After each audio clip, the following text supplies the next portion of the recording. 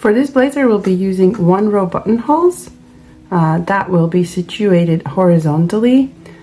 So when we close the button, there will be some movement, and it's very likely that the button will be sitting here at that left corner when looking from above.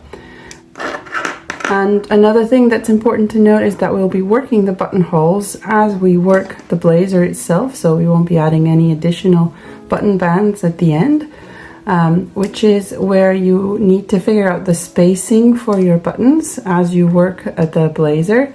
You might need to know how long you want to make it and look at the schematic for your size. What is the neck depth from the top of the shoulder?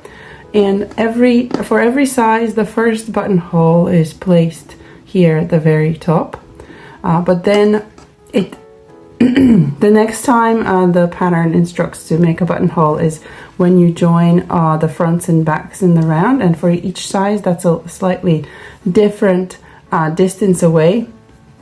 And that was just to simplify the instructions, but it shouldn't be too difficult to adjust where you place the buttonholes. All you need to know is that when you reach the desired spot for your next buttonhole, even if you haven't reached the join row, or even if you don't want to place your button so close to the previous one, for example, you're using bigger buttons and they need to be spaced further apart, you can just stop 8 stitches before the end of the row and work the buttonhole at your desired row.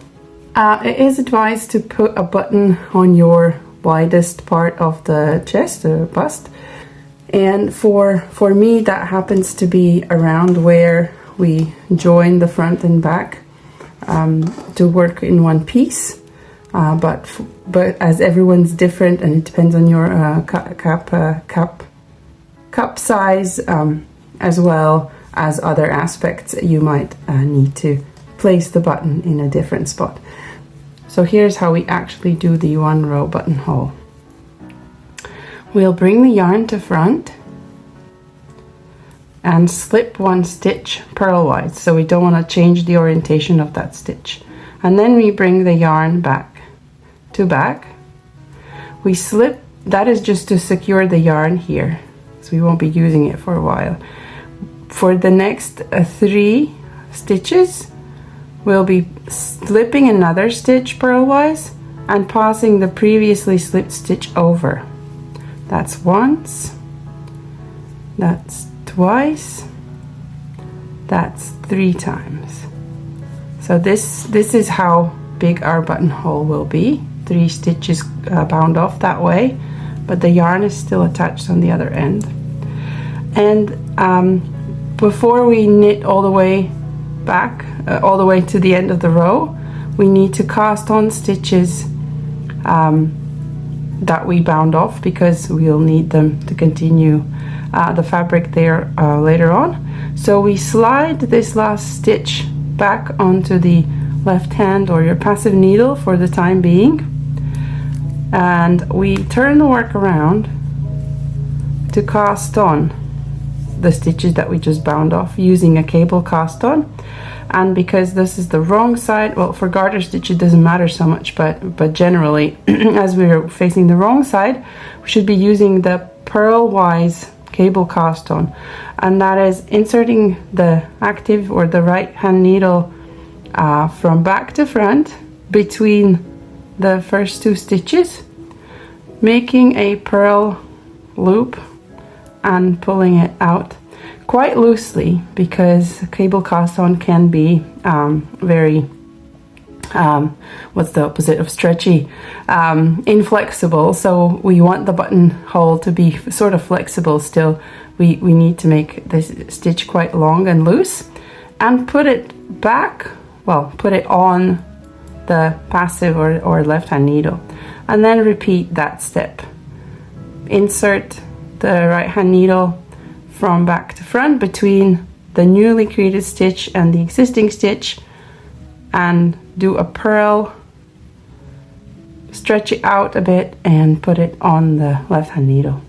If I was an English style knitter, I'll try to purl English style. So again, inserting the needle there, wrap the yarn around, pull it through, stretch it out and on. So we have now cast on 3 stitches, the same number that we bound off, but to make the closure here, the join here, more seamless, we will be casting on another stitch, so an extra stitch here. It's a 4th stitch that will immediately, we don't even need to put it on the left hand needle, we can leave it on the right hand needle, as immediately we'll turn back and knit it together with the next stitch to close this more seamlessly. See, it's joined here in a more substantial way, so to speak. And then we can either knit all the way to the end of the row, but it's very, very recommended that as you make your first buttonhole and you have your intended buttons or similar buttons at hand, you try to see if it can fit through without trouble, or if it's not too loose that the blazer wouldn't stay closed. For me, it happens to be perfect because I have already tried this. But if it does, if there are some issues with the fit, then you need the buttonhole to be smaller. Instead of binding off 3 stitches, try binding off 2 stitches, and obviously then when you get to the cast on part, cast on 1 less, which will be 3 instead of 4. If you have bigger buttons, then obviously you might need to stop a few stitches before. We stopped 8 stitches before the end of the row, so you might need to move the whole buttonhole to start a bit earlier, and you bind off more stitches and cast on more stitches respectively until you can fit your button through without problems.